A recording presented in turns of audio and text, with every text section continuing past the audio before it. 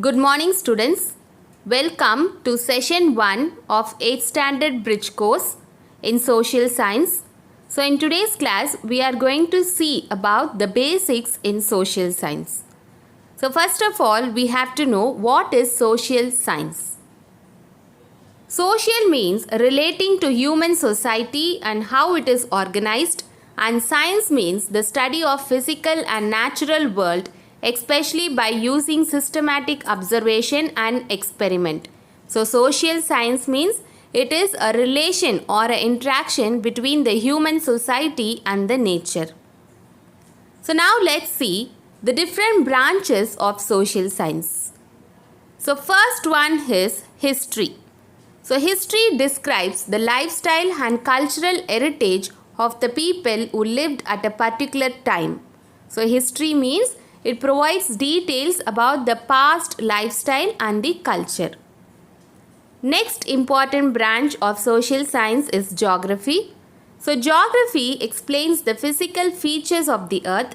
It deals about the connection between man and the environment. So in geography, we can get to know about the physical features like mountains, rivers, oceans, and also the connection between the human beings and the environment. And the next branch is civics. It explains the qualifications, the powers, duties, and legal programs of the government and the rules to become a good citizen of a country.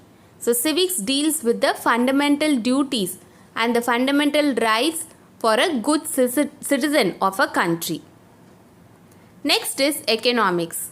It explains the activities such as business, investment, production, distribution, exchange, consumption, and storage. So economics deals with business, production, distribution, consumption, and storage. So income related subject. So now let's see the importance of social science. So why we need to study this subject. First one is we can get to know about the earth structure and natural divisions of the earth. We can know the rich heritage and culture of India, and it will raise the patriotism. And next, we can know how society gradually evolved. It developed world level awareness and it increased the social maturity of the future citizen. And also, it recognized the role of the individuals in the development of the country and knowing the growth of agriculture and industry. So these are all the importance of social science. So now let's see what is history. History is the study of past events in chronological order, and the word history is derived from the Greek word historia, which means learning by enquiry. So history is derived from the Greek word historia. So what does AD and BC mean in history? So let's see it. BC means before Christ, and the secular term for BC is BCE, that is before Common Era. So BC and BCE are same, and AD is Anno Domini and CE is Common Era, and it is the secular term of AD. So AD and CE are same. So now let's see how do timelines work in history. So on the BCE side, that is on the left of 0, the farer date from 0 is considered as the older event, and on the AD side, the farer date from 0 is considered as the new event. And also, 1 decade is equal to 10 years, 1 century equal to 100 years, 1 millennium equal to 1000 years, and 1 era means several centuries. That means it might be 100 or 200 or 300 years and so on. So 1 decade equal to 10 years. So now let's see what is historical evidence and what is the importance of such evidence.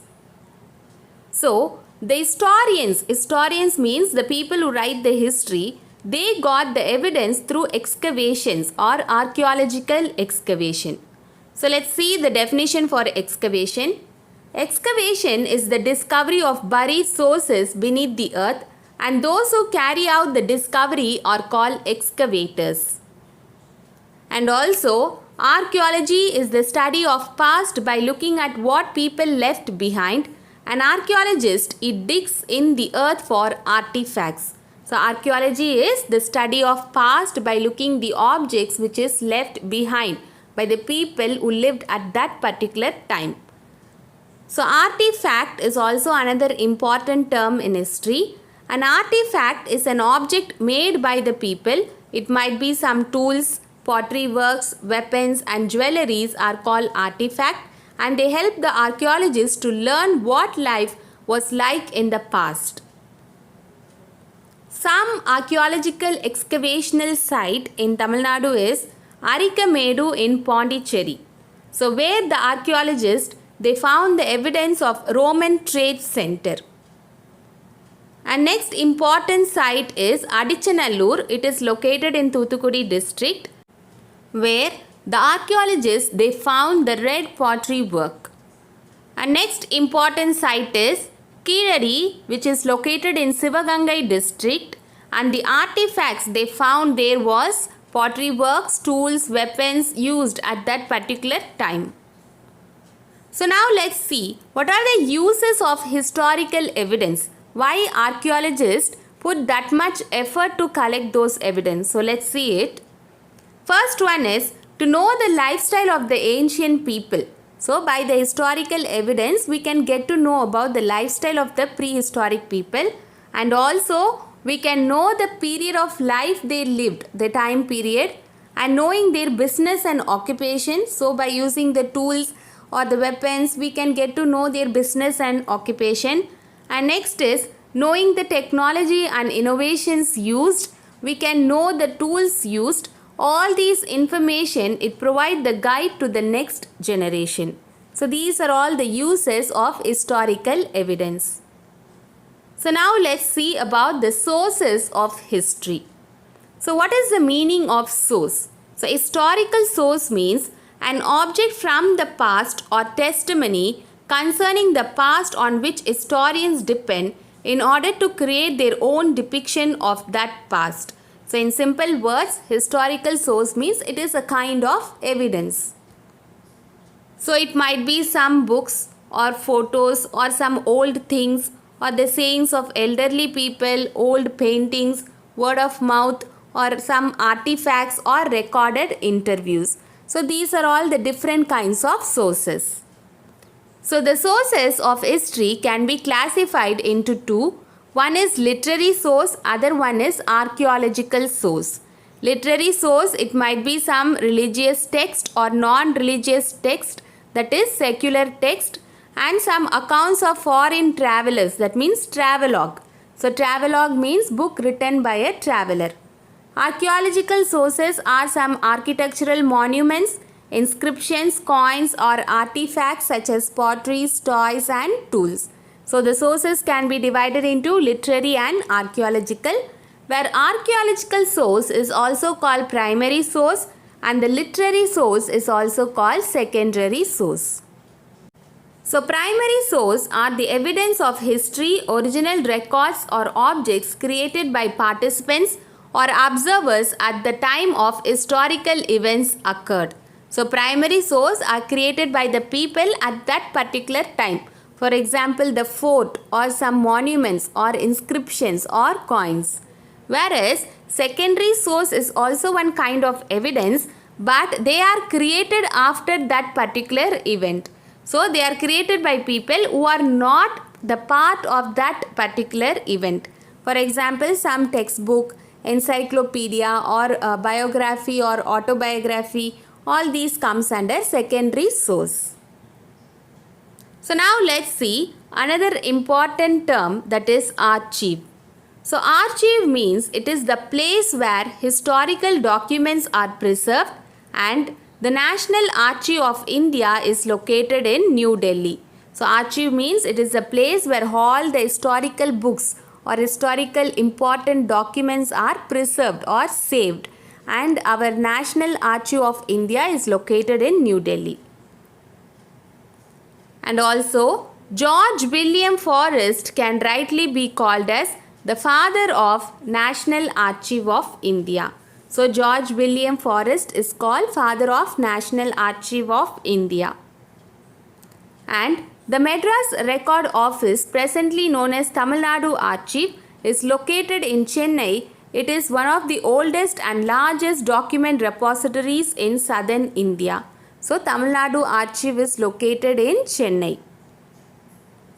Another important thing is coins. So, the coins is a material source which provides the economic status of a particular kingdom. So, coins provide the economic status as well as the administrative status of a particular period. So, the first coinage in modern India under the crown was issued in the year 1862. So, the first coinage in modern India was issued in 1862 and Edward VII ascended after Queen Victoria and the coins issued by him bore his model. And also the study of coins is called numismatics. So, study of coins is called numismatics. Another important thing is the RBI, that is the Reserve Bank of India, was set up in the year 1935. So, RBI was set up in the year 1935 and they issued their first paper currency note in the year 1938.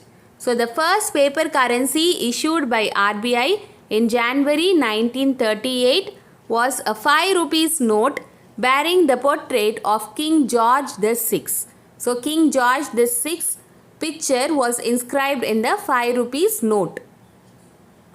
And next important material evidence is inscriptions. So, the study of inscriptions are called epigraphy. So, inscriptions are the writings engraved on temple walls or stones or palm leaf or copper plate inscriptions. And the study of inscriptions are called epigraphy. And Fort St. George was the first fort built by the British. So, Fort St. George was the first fort built by the British and now it is our Secretariat Office of Tamil Nadu where all the legislative assembly meetings will be held there. So, now let's move on to the classification of Indian history. So, how the history is classified based on the time period. So, based on the time period, it is classified into ancient history, medieval history and modern history. So, it is classified into ancient, medieval and modern.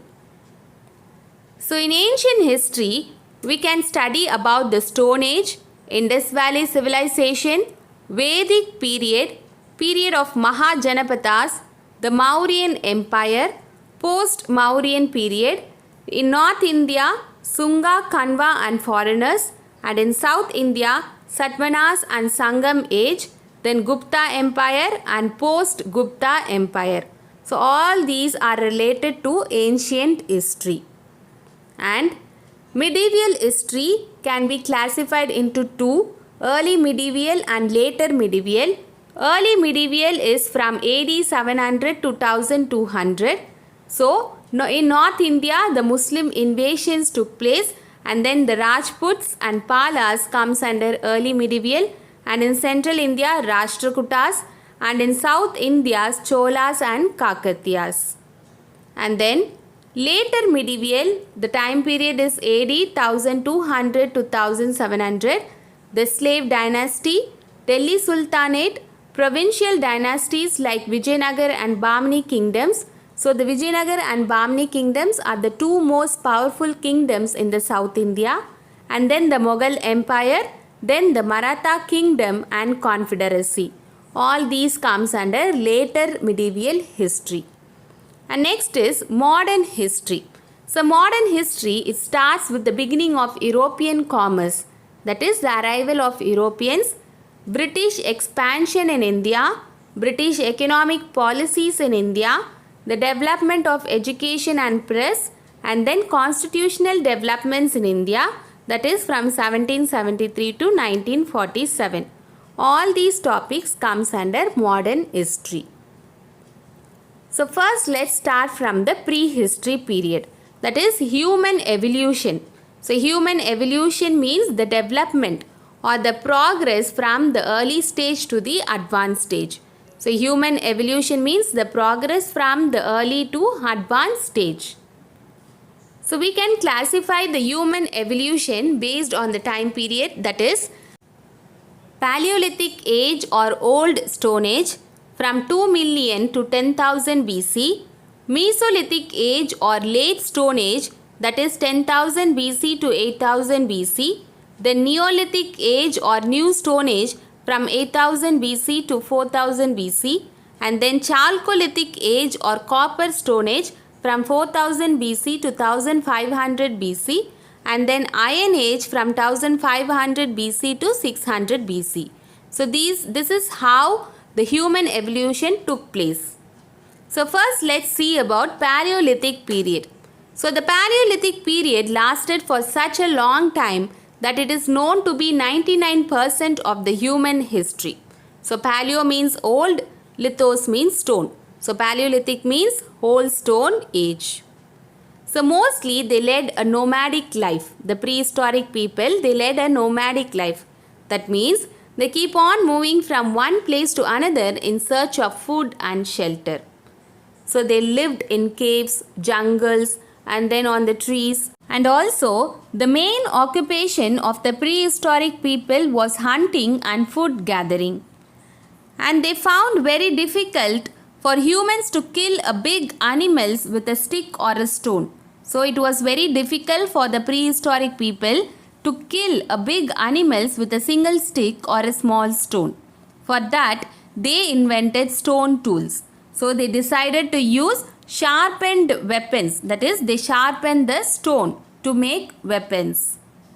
And then they used Chikimuki kal or flint stone to make weapon, because flint stone is strong and durable. So durable means long lasting. It will not break earlier. And next important invention of the prehistoric people is discovery of fire. So when they rubbed the stone with each other to make sharpened stone tools, they found a sparks of fire. Before that, they were afraid of thunder and lightning and also fire. Later, fire caused by lightning and killed many wild animals. At that time, humans tasted the flesh of the killed animals, which was soft and tasty. Then they learned to cook food. So this made humans aware of the effect of fire, and they used flintstone to make the fire. So now let's see what are the uses of fire, how the prehistoric people were benefited with this invention. They used fire to protect them from the predators. So predators means man-eating animals, and also for cooking their food, creating light during the night. So this is how the human progressed in their food habits or in their cooking style. So before that they used to eat the raw flesh. So after the invention of fire, they cooked their food. The next important hobby for the prehistoric people is cave painting. Mostly they depicted their hunting styles in their paintings. And next one is Mesolithic age. So in Mesolithic age, they started to domesticate animals. So the first animals to be domesticated by the prehistoric people was dogs. So because the dogs could sniff another animals and chase them away. So the humans found them useful for hunting, and also dog was the first animal domesticated by human. Then they started domesticating hen, goat, cow and horse. So whenever they went for hunting, they took their dogs along with them, and also they domesticated other animals also. So now let's move on to Neolithic age, which is also called New Stone Age, where the people, they started to live as a families, and they got a permanent settlement and a unique occupation. So they started agriculture process, and the first metal used by man is copper. So the first metal used and discovered by man is copper. So the most important invention is invention of wheel. The first scientific invention of human was wheel.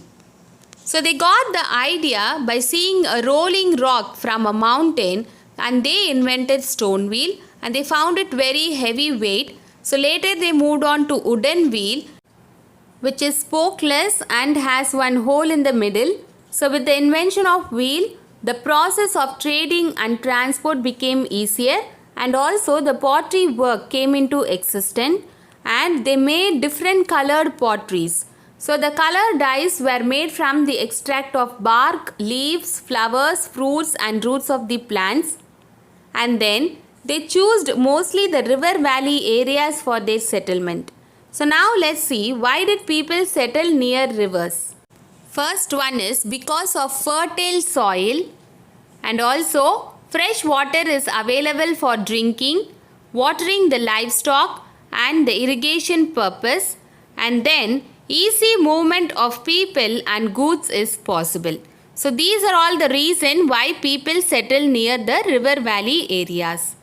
And next important civilization is Indus Valley civilization, and the famous city is Harappa and Mohenjo-daro.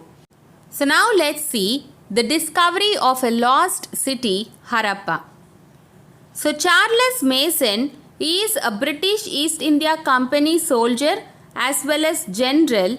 Once he visited the northwest Pakistan, where he found a burnt brick castle, and then he discovered that it was once a famous city, Harappa, and then he wrote in his book about the ruins of Harappa.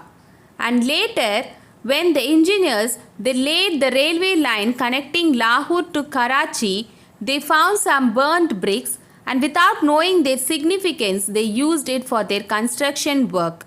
And then in 1920, archaeologists began to excavate the cities of Harappa and Mohenjo-daro.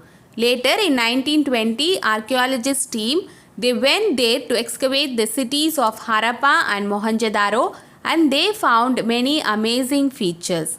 And Sir John Marshall in 1924, he found many common features between Harappa and Mohenjo-daro. So Sir John Marshall, he found many similar features between the two cities, that is Harappa and Mohenjo-daro. And then Harappa was older than Mohenjo-daro. So they concluded that Harappa is older city than Mohenjo-daro. So during that time, the general of ASI, that is Archaeological Survey of India, was Alexander Cunningham, and the Archaeological Survey of India is located in New Delhi.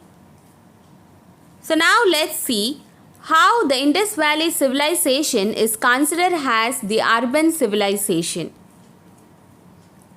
Harappa civilization is said to be urban because of the following reason. First one is well-conceived town planning, and next is astonishing masonry and architectural work, and next is priority for hygiene and public health. So they gave priority for hygiene and public health, and they used standardized weights and measures, and then solid agricultural and artisanal base. So these are all the reasons why Harappa civilization is considered as urban civilization. So now let's see what are the unique features of Indus Valley civilization or Harappan civilization. The town planning is a unique feature of Indus Valley civilization, and the Harappa city had two planned areas. So the two planned areas of Harappa is Upper Town and next one is Lower Town.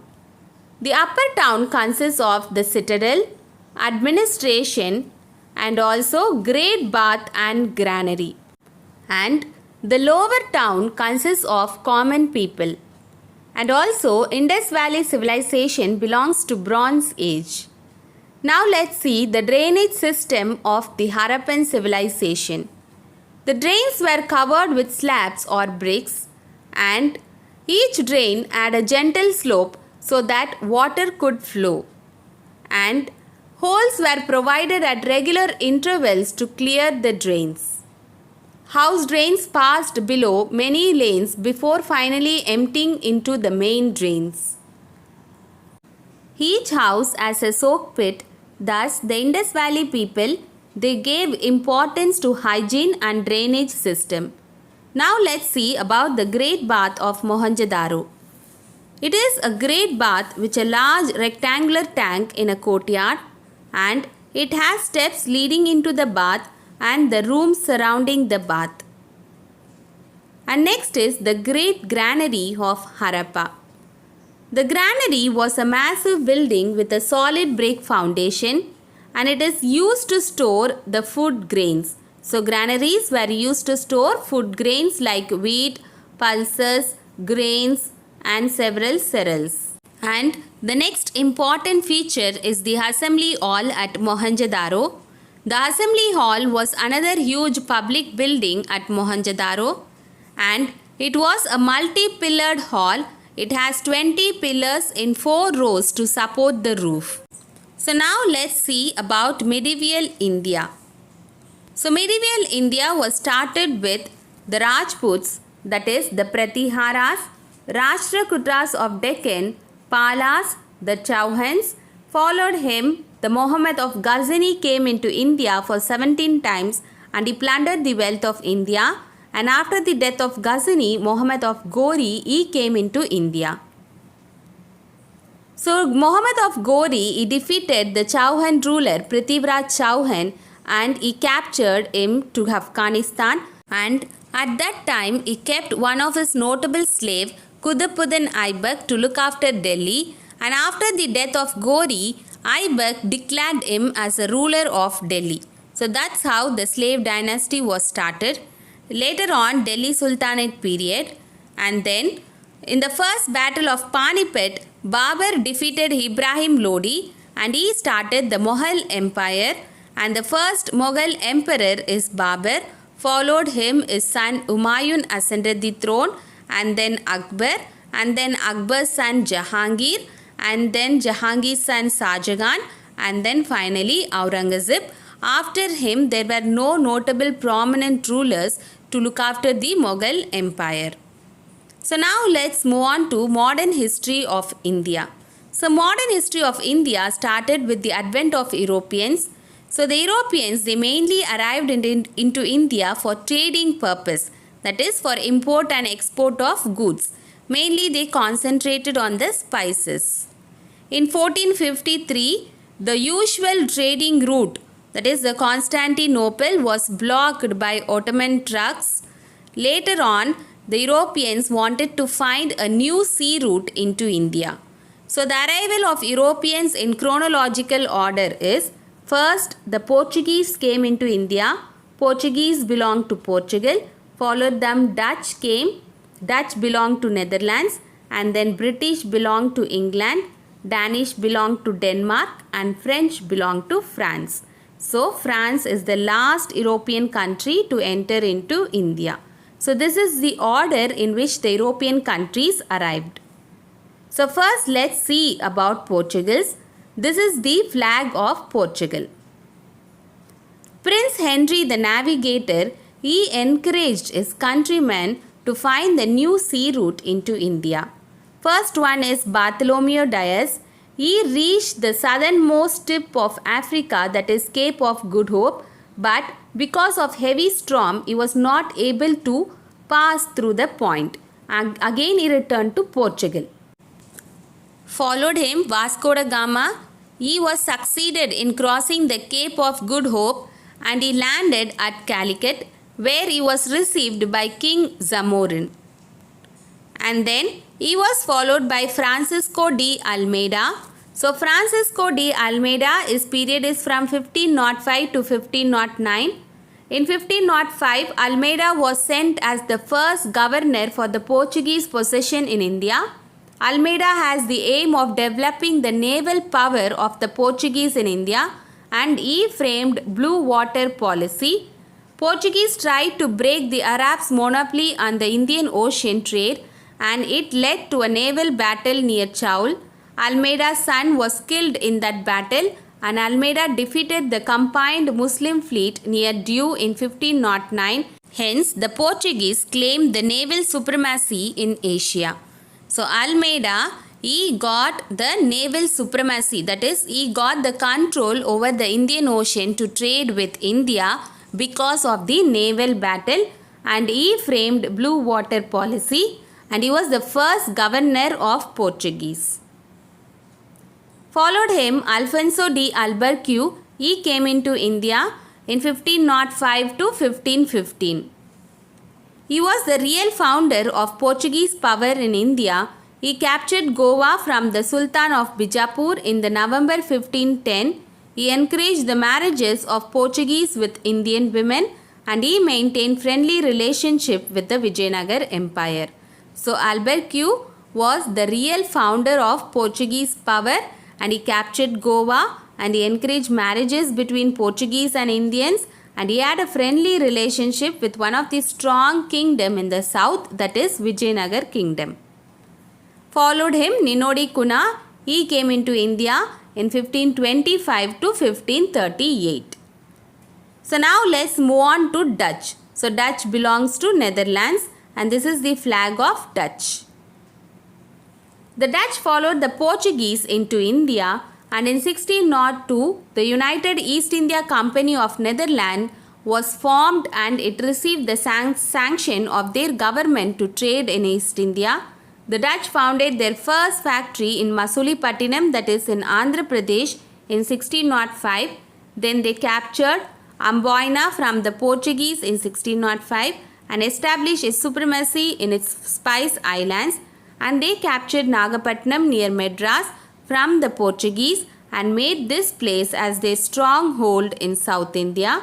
At first, Pulicat was their headquarters. Later, they shifted it to Nagapattinam in 1690. So, Dutch followed Portuguese into India and they founded their first factory in Masulipatinam in Andhra Pradesh and their first headquarters is at Pulicat. Later, they shifted to Nagapattinam in the year 1690.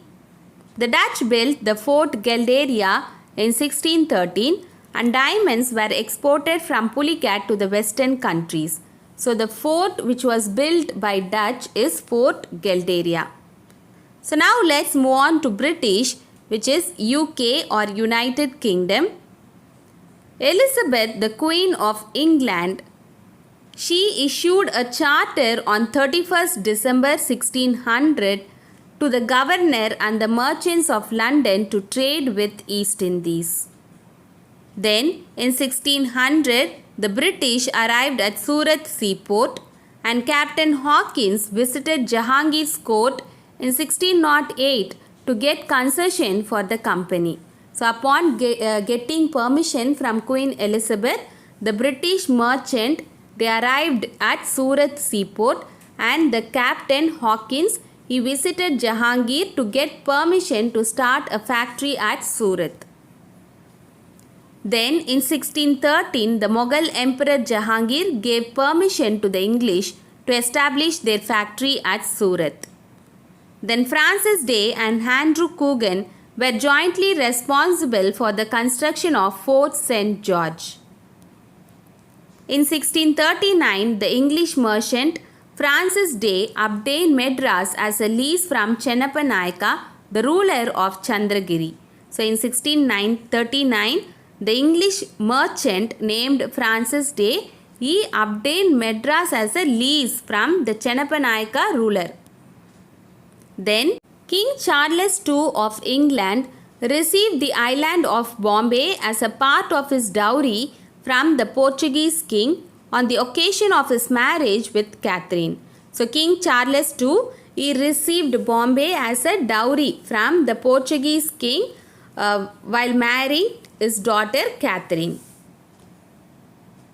In 1668, King Charles II of England, he gave the island of Bombay at an annual rent of £10 to the English East India Company. So in 1668, King Charles II, he gave Bombay at a rent to the East India Company. Now let's see about Danish or Denmark. On March 17, 1616, the King of Denmark, that is Christian IV, issued a charter and created a Danish East India Company. So on March 17, 1616, the King of Denmark, his name is Christian IV, he gave permission for the Dutch merchant to trade in India. Ziegenbalg set up a printing press at Tranquebar. Now it is called Tarangambadi.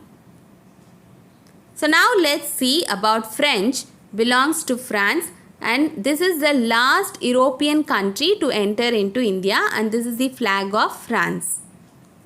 The French East India Company was formed in 1664 by Colbert, a minister of King Louis XIV. And then finally, by the victory of Battle of Plassey in 1757 and Battle of Buxar in 1764, the British got the dominating power in India. So the India came under the control of British by the victory of two battles, mainly the Battle of Plassey and Battle of Buxar. So now let's move on to civics. So what is civics? So citizens means the members of a community who owe loyalty to the government and in turn are entitled to the protection of that government, whereas civics means the study of the duties and rights of citizens. So civics is the study of citizens and what are the duties and the rights to be a good citizen of a country. The Constitution is a set of written rules and regulation according to which a country is governed. So, a constitution is a set of rules and regulation according which the country will be governed. And Dr. B.R. Ambedkar is called as the father of Indian Constitution. The preamble of our constitution is sovereign, that means independent authority of the state. Socialist, that means achievement of socialist goals like employment, education, like that. Secular means relationship between the government and the religious groups. Democratic means the constitution has established a form of government that gets its authority from the will of the people expressed in an election. Republic means India as an elected head called the president. So, the preamble of our Indian Constitution is sovereign, that means independent government. Socialist means achievement of the social goals like employment, education, healthcare, like that. Secular means non-interference of the government into the religious matter. Democratic means the government formed by the people. Republic means India as an elected head called the president. And the fundamental rights of a citizen is right to equality, right to freedom, right against exploitation, right to freedom of religion, cultural and educational rights, and right to constitutional remedies. So these are all the 6 fundamental rights for a citizen. And India will be a land of many faiths, equally honored and respected, but of one national outlook. It was said by Jawaharlal Nehru. That means India is a land of unity in diversity, where there are many religions, many language, many culture, yet they are united together by a patriotic feelings towards the country. So, secularism means an attitude of tolerance towards other religions and peaceful coexistence of citizens belonging to different faiths. It is a policy of neutrality and equality by the states towards all religious communities. So, secularism means accepting other religion and also giving respect to other religion. The important term is atheism. Atheism means lack of belief in God and gods. So, atheism means a group of people who doesn't have belief in God. And the Mughal Emperor Akbar, he followed the policy of religious toleration. So, Mughal Emperor Akbar, he gave respect to other religions also. Hence, his propagation of Din-i-Ilahi or divine faith and Sulh-i-Kul, that is peace and harmony among religions, were advocated for religious toleration. So, Mughal Emperor Akbar, he followed a new faith called Din-i-Ilahi or divine faith. That means it is respecting and tolerating other religious moral values. So until 1950, so when the Indian Constitution was adopted, the word secular was not listed in the preamble.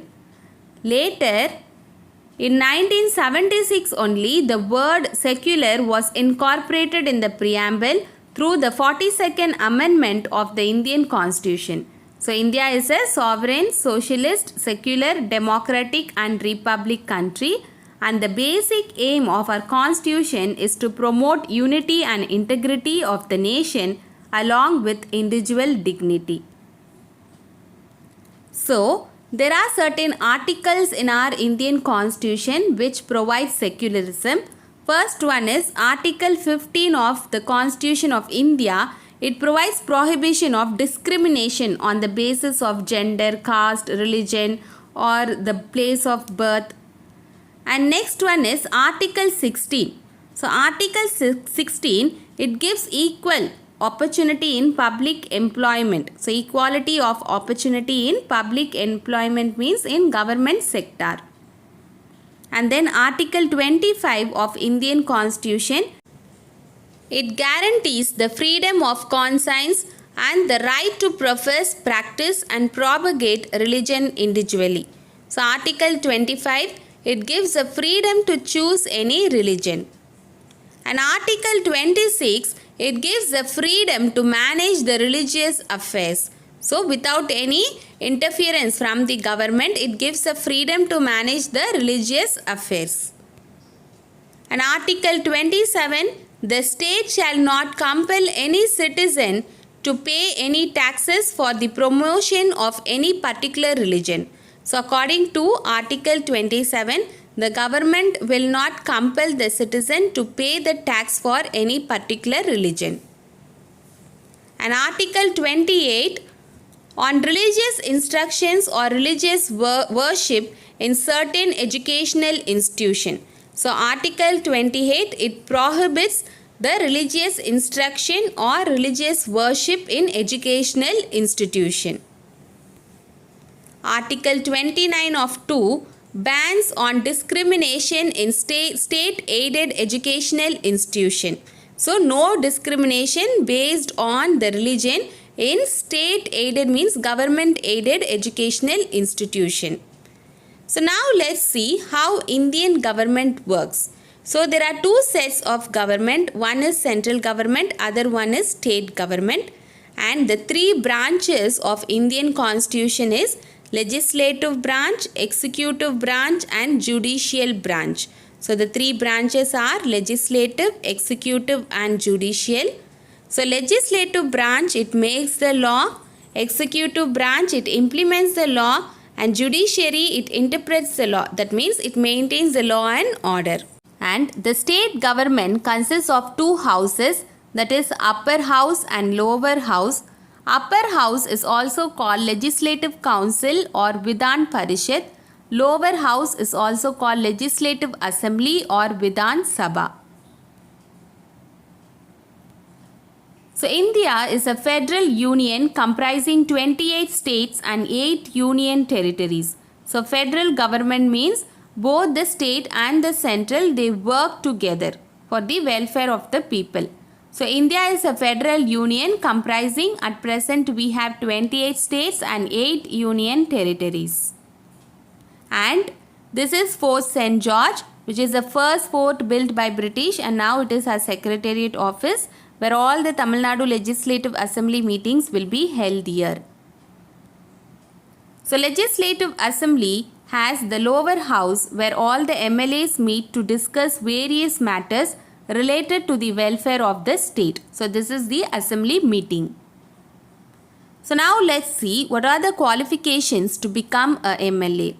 He must be a citizen of India and the age must be maximum 25 years or more. He should be mentally sound, that means intellectual, should not be bankrupt, no criminal procedures, must not hold an office of profit. So, these are all the qualifications to become an MLA. And this is the election process in India. First one is filing of nomination.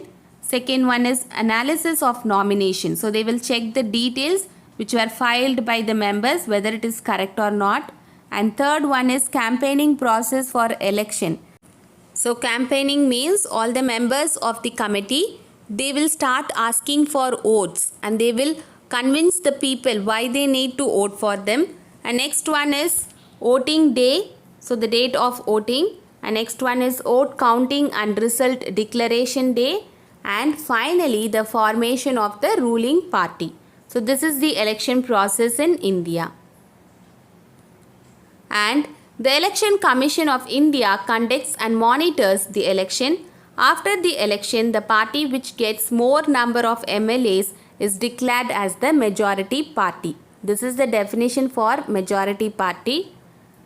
And the governor calls the leader of the majority party to form the state government. In simple words, a party whose MLAs has won more than half of the number of constituencies in the state are called the ruling party and it forms the government. So the party which got majority number of seats, they become the ruling party. And the party which gets the total number of seats next to the majority party acts as an opposition party in the legislature, but all the MLAs of other political parties who do not belong to the ruling party are called opposition party. So the next leading to the majority are called opposition parties. So now let's see how the governor is appointed. So the governor is appointed by the President of India and the term of office for governor is 5 years. So governor is appointed by President of India and his term of office is 5 years. So let's see the eligibility criteria to become a governor. He should be a citizen of India, should have completed 35 years of age, should have a sound mind, should not hold any public office of profit. Should be a citizen of India and the age must be 35 years, should have a sound mind means must be intellectual and should not hold any government sector job. And the chief minister is appointed by the governor and the chief minister in turn appoints his council of ministers. So now let's see the eligibility criteria to become a chief minister. So first one is citizen of India and he should have completed 25 years of age. So the maximum age is 25 years and should be an MLA, and then in case of MLC should have completed 30 years of age. So MLA means member of Legislative Assembly, MLC means a member of Legislative Council. If he is an MLC, should have completed 30 years of age. So now let's see about the judicial sector, that is the hierarchy of court. So at the start, that is the Supreme Court or the Apex Court, below that High Courts, and below that district court. So the top level court is Supreme Court and below that High Court and then district court. The President appoints the Chief Justice and can hold the office until he completes the age of 62 years.